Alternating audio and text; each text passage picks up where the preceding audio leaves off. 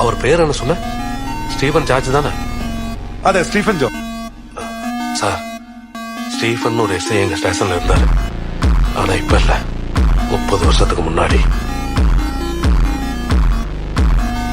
அவரும் அவரோட டீமும் அந்த ஃபாரஸ்ட்ல மிஸ் ஆயிட்டாங்க.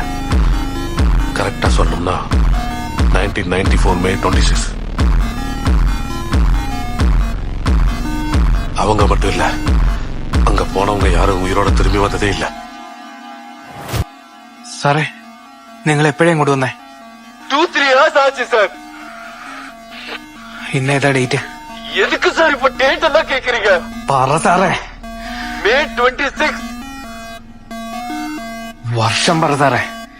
1994.